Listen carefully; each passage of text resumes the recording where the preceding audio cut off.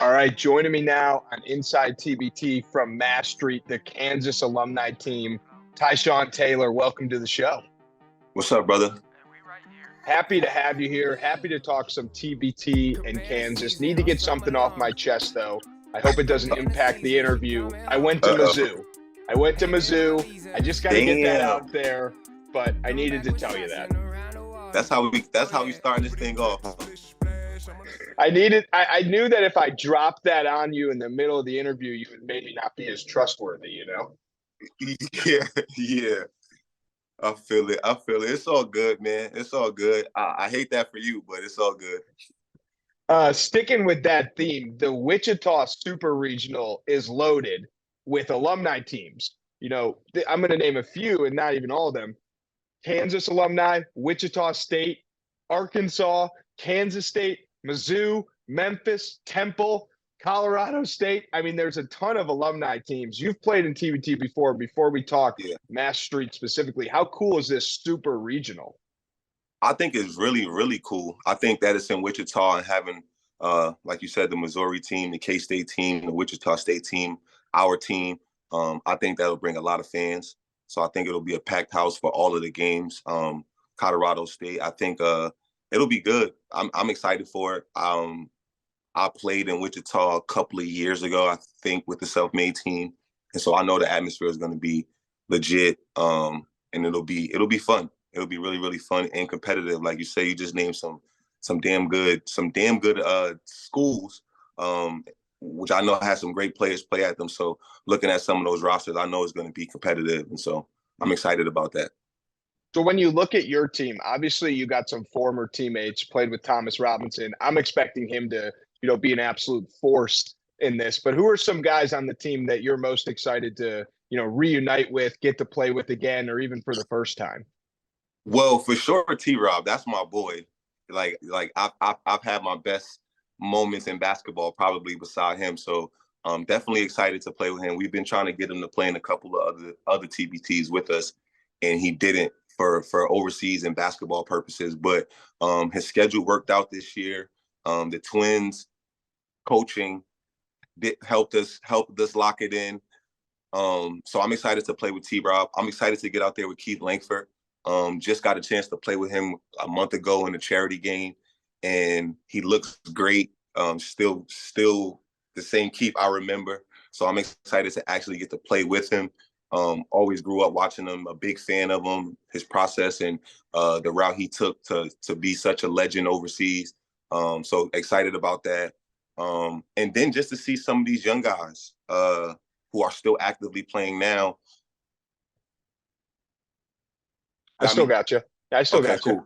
Some of the young guys who are still actively playing now with some chips on their shoulders and still got some things to prove, like a Marcus Garrett or Dedrick Lawson, a Legero Vick.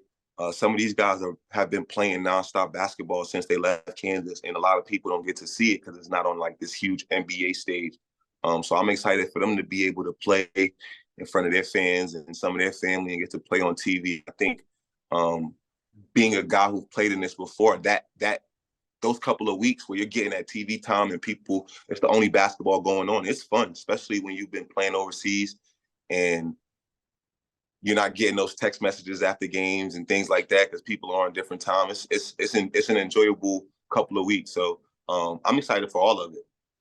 Yeah, I think when, you first reached out and when it was first like, hey, let's get a Kansas team in, it was like, oh, Kansas, big brand, could be cool.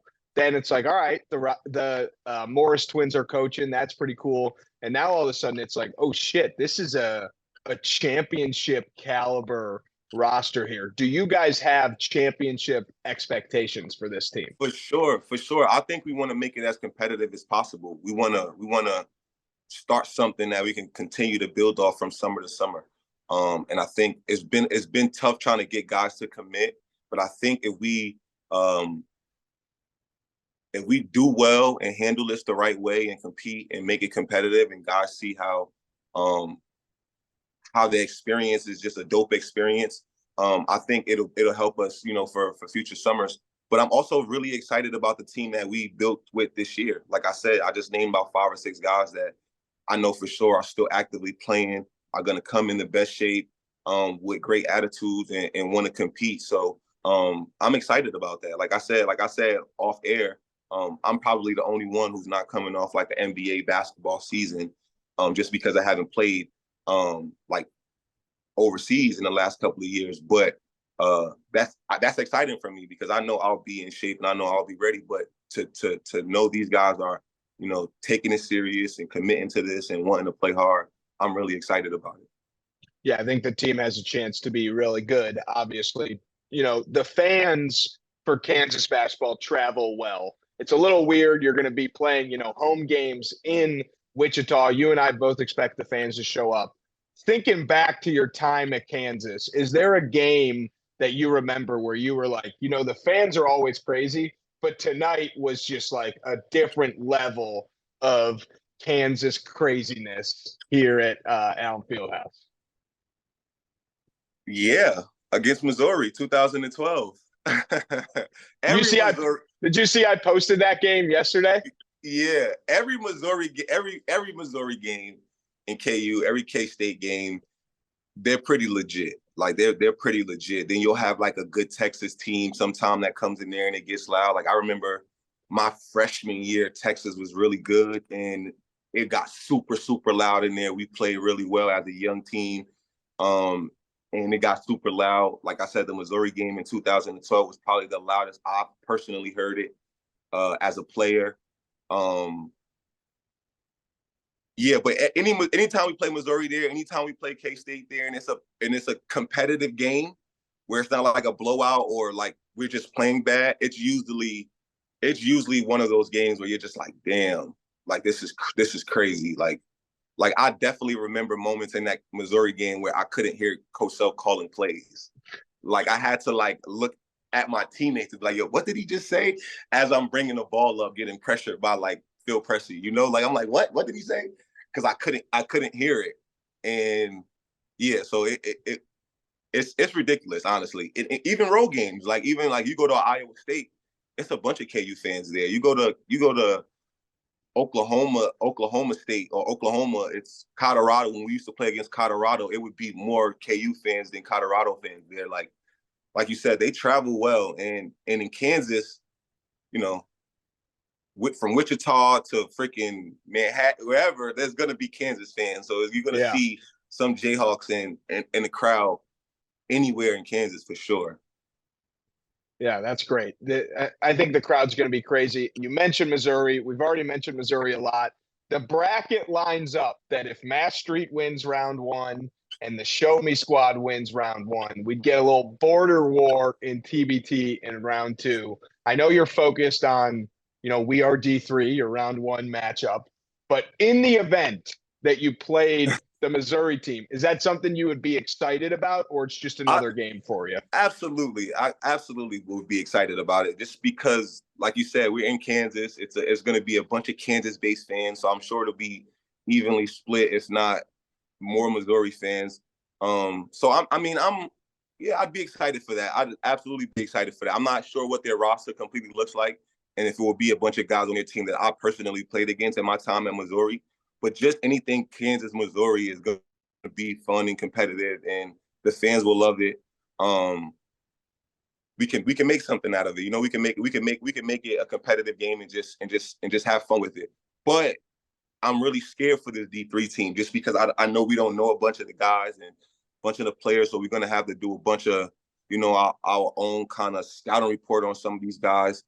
And so that's a scary team when you don't know who you're facing and how things are gonna play out. So I am a lot worried about them right now compared to the Missouri, but that would definitely be fun.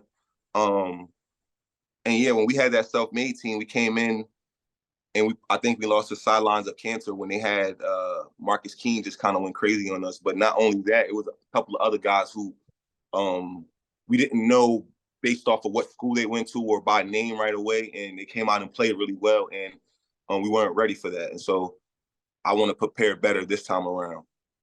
I think that's a good mindset, especially for a team like yours that has championship aspirations. Thinking back to your tournament times at Kansas, you guys went on some big runs, you know, Final Fours, etc.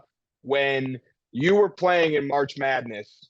Do you have a favorite game from, your postseason runs?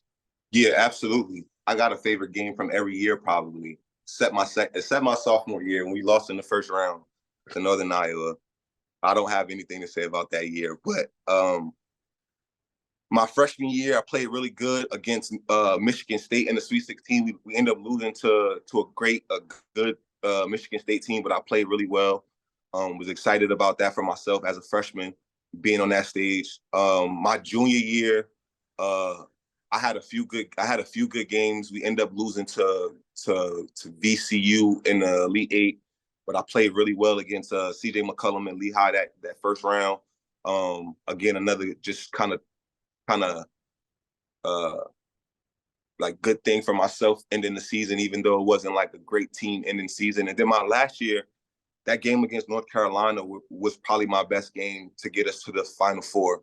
I didn't really play great up until that point. Didn't shoot the ball well.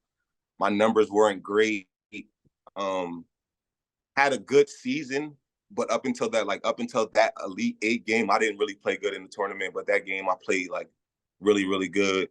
Got us to a Final Four and was ended my career at Kansas in the national championship contender. So yeah, I was excited about that. Did Kansas win the championship the next year? Nope. They didn't win again until they won like last year, 2 years ago. So when you were on the team that beat Ohio State in the Final Four, right? Yeah, and we lost to Kentucky. Right. So I was like 10, maybe. Yeah. This was what, 2012? Yep. 2012. So that was all right. I was like 13. I was like 13 or 14. Thanks for showing my age over here. Maybe I was 15. I think I was 15. And I remember because I'm a huge Ohio State fan. I'm even repping Ohio State basketball right now. I'm a huge Ohio State fan. This guy's dropping Missouri bombs on me, repping Ohio State on the call. What is this? And I remember my dad like woke me up and like was messing with me. He's like, "Hey, they reviewed it, and Ohio State actually did beat Kansas, and they're in the national championship." And I was like 15, so I kind of bought it. I was like, "Get out of here, no way!" But was playing in the Final Four the most nervous you ever were as a player? Did you not really get nervous? Where do nerves impact you? I'm super in my head, bro. I got nervous before every game just because I wanted to play well, not because I was like scared or like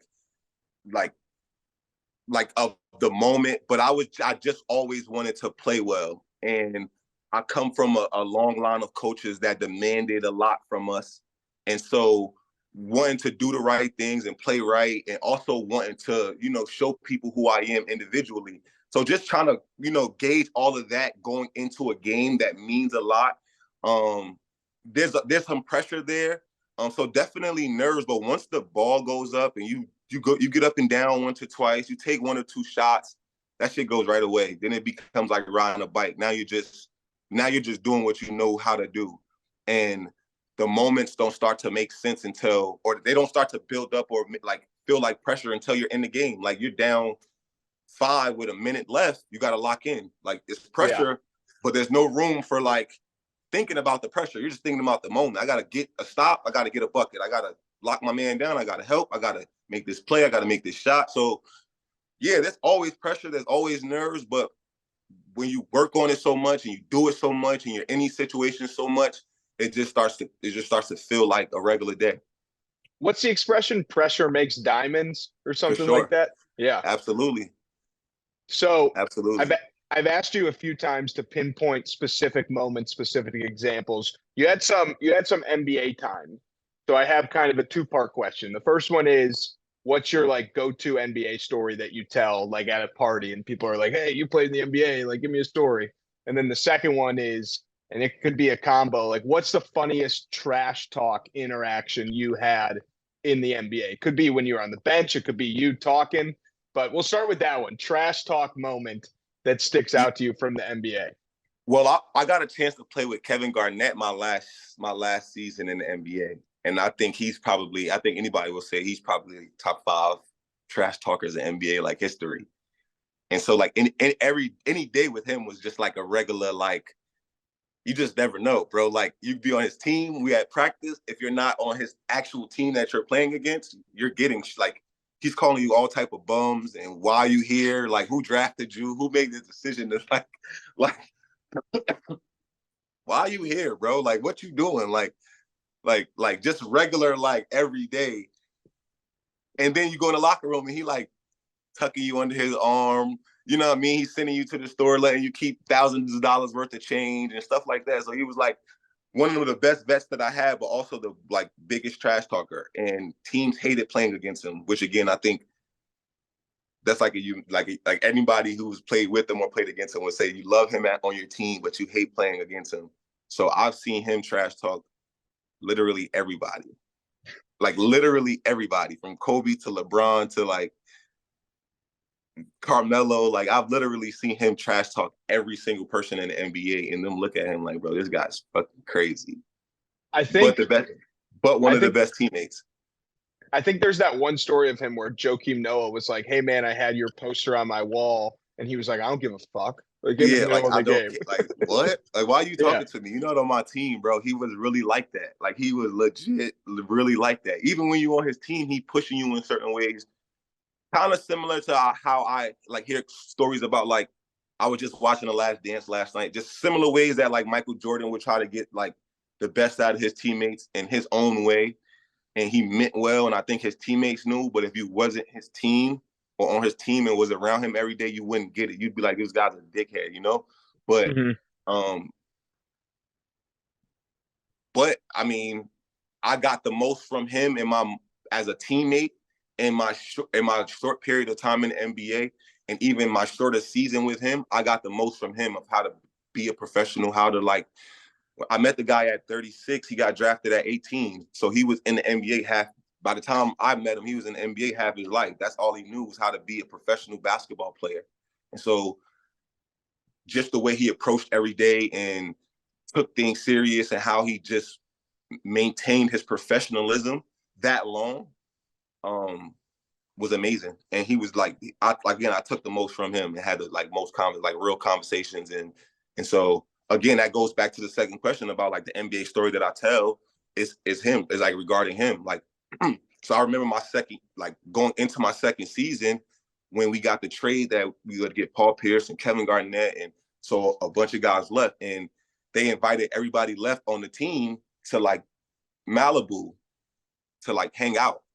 So like my first meeting with Paul Pierce and Kevin Garnett and them, we like eating at Nobu on the water. We got this like back room, smoking cigars and like chilling. And I'm just like, holy shit, this is about to be a fun season. You know, like I'm a second year guy, and my entire team after me and the rookie who got drafted that year were 10, 11, 12, 13, 15-year guys that made $200 million in their career on their way out, but they're ready to try to win and compete. And so I'm just like taking all of this in as a second-year guy. Like, this is crazy, bro. Like, I'm doing shit that like, and this was like every day. That was the first meeting, but this was like every day for like until we start losing. And every 15 guys was like, fuck that. Like, I ain't doing this. But like, this was every day for months, bro. And I just was like, I didn't have to do anything. I never had to pay for nothing. I never had to do anything but carry bags. That's great. Bro. And I was like, so was that the year when you/the Nets lost in 7 to the Bulls in the first round? Were you on that team? Yeah, so that was my first year. That was my rookie year. And then the next year we went and got those guys and came back. And then I didn't play the whole season. So I ended up getting released right after All-Star break. So like around March or something like that. So I didn't finish the whole season, but they ended up going back to the playoffs that year. And I think they won the first round. Could be mistaken. But yeah, my first year was the year that we went 7 with the Bulls. A D Roseless Bulls, which we should have won. But Nate Robinson just went bananas on us. He went like absolutely bonkers, bro. Like, yeah. We weren't even like, not that we weren't worried about him because he's Nate Robinson and we knew how good he was, but he wasn't like, scouting report was like athletic, take shots, and that's it. Like, you know, and whatever else you know about him. And he just went crazy. Like, we didn't know what sets they were running for him. And he was coming on down screens, shooting, blocking shots. He was doing everything. So this is my last question for you. In college, you might be playing a random school like North Texas. All right. Obviously, there's going to be a ton of scouting because you may have never heard of the two starting guards on North Texas.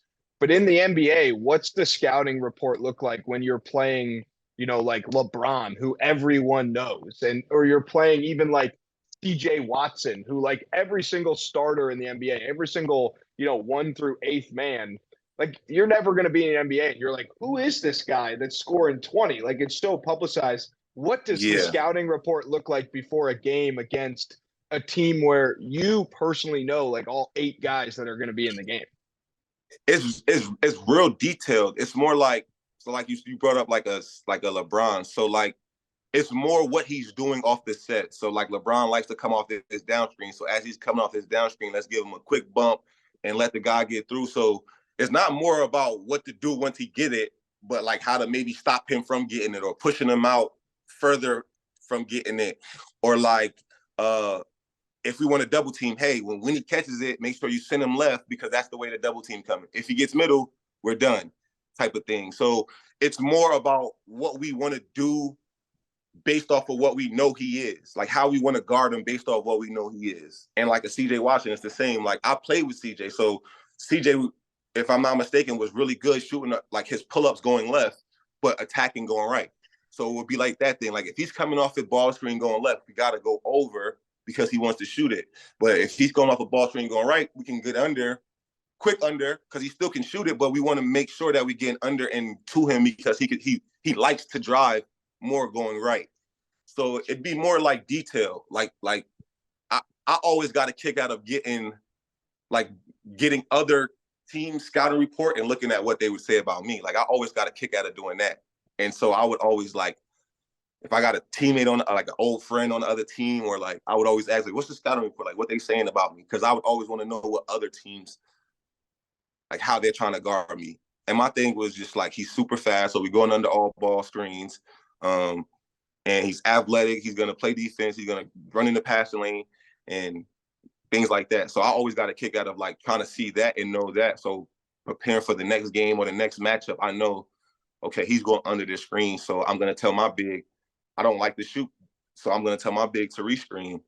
So now I'm getting a double screen. And so if he goes under and under the second one, I'm gonna be at a position where I feel comfortable shooting. So I would like to know things like that so I can prepare myself for how they're guarding me, So starts to become when you're at that high level and the skills is so high level, it just starts to become about IQ, which is why guys like Jokic could be back-to-back MVPs and not be the most athletic guy because he understands the game. He knows how he's getting guarded. He knows where the traps and double teams are coming from. He knows his teammates knows, okay, when he gets double teamed, I need to cut. He's going to give it to me. And so knowing that, they can play so good off of each other and off with him. He doesn't have to do that much, but he doesn't have to be the most athletic guy to have the biggest impact in the game because he sees it and understands it. And that's I mean, at that level, that's what it becomes about, which is why LeBron is so good still. Makes a ton of sense. I appreciate that detailed explanation of, For NBA sure. scouting. Before I let you go, this is how I end every interview. Do you have any questions for me? Flip the tables on you. You're the interviewer now. I'm the interviewee. One question. One question that I have for a guy that went to Mizzou wearing an Ohio State shirt, I have to literally sit and think about what question I can ask. No, I guess like how hyped up as a Missouri person who went to Missouri and was on the other side of this, how hyped up were those like KU games? Those like for you guys, like how serious was it the week before or the day before? Like I know for us, we were camping out and we were like, it was legit madness for days or weeks prior to that game. So unfortunately, because of my age, I went to Mizzou when the border war was canceled. So the only Kansas Mizzou game that I went to and that was even happening as a student was the exhibition game in Kansas City a few years ago where they were like, everyone's going to play, it's for charity. And then it ended up being like a crazy game. Michael Porter played the whole game. the Kansas guys played the whole game. So that's the only experience I had as a student. And that was absolute mayhem. When they dropped the tickets for that, they sold out instantly. Everyone drove from Columbia the 2 hours to Kansas City. That was like a huge event. And then it was big time when they announced that the border war was coming back. But I never got to experience as a student like the hype and build up to that game. But I know some people still at Mizzou now, and they say that like it was awesome when KU came to Columbia this year. But you guys, it's just not close right now, unfortunately. Like I think both games have been like 20 to 30 point blowouts since they brought it back. It's been some beat downs for sure. Yeah. It's been some beat downs. You guys been on the wrong side of them. Right. National champion last year or 2 years ago. And then, last year it's similar guys from the championship team plus, Grady Dick and experienced guys. Like it's not close right now, unfortunately. But it wouldn't have been close when I was at school either, besides the 1 year in the exhibition matchup, which was close. So I'm hoping it gets a little closer in years moving forward. And I'm really hoping, we potentially get a Mass Street versus Show Me Squad in TBT, because that would be a little summer border war, which is fun. That'd be fun. That's for sure be fun. All right, man. Well, I appreciate you coming on. I appreciate you continuing the interview once I let you know I was a Mizzou fan.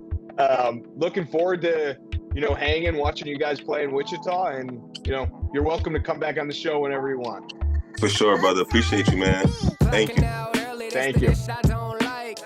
Been getting paid since I was riding on the bike. Hit the pedal with the 8th, hopping on the 9th flight. I've been chilling out of sight. I'll be at the bar tonight. Told the bartender, go and take my card to swipe. You try the same thing, but your card get declined. White rappers nowadays, no, we're not too hard to find. I'm so dapper with my ways, I'm gonna linger in your mind. Always told me good things will come to those who are patient, but I've been way too patient, writing bars in my basement. I'm anxious in the real world, it's time for me to say this. The basics, the talent in my mind, I can't waste it. My life is too safe, it's my time for risk taking. I'm baking my mind, every day is the same ish. Lazy, my grind needs to get a new facelift. Coming from the underground and busting through the pavement. Rock with it, and lean with it. My team win it, my team win it. Now rock with it, and lean with it. My team turn up when I spit it. Now rock with it, and lean with it. My team win it, my team win it. Now rock with it, and lean with it. My team turn up when I spit it. Don't think that I'm playing because I'm saving the game, and I said that I will be more because oh yeah, that is so raving, racing and pacing around all these lanes in my lane, out my way, unless you're trying to pay me. Not from the playpen, it's coming from the jungle. When you hear the bell, you better be ready to rumble, because I'ma grab the gloves and I'm gonna flex my muscles. Go ahead and spit some bars, but you're probably just gonna mumble. A lot of rappers these days really need to get them humble, cause they think they at the top, they better stop before they stumble. Cause I'm swiping all their biddies while they swiping right on Bumble. And your girlie calls me daddy, but she only calls you uncle. But no, we not related, homie, no, we not some fam. You never get in clubs, you can't even get in Sam's.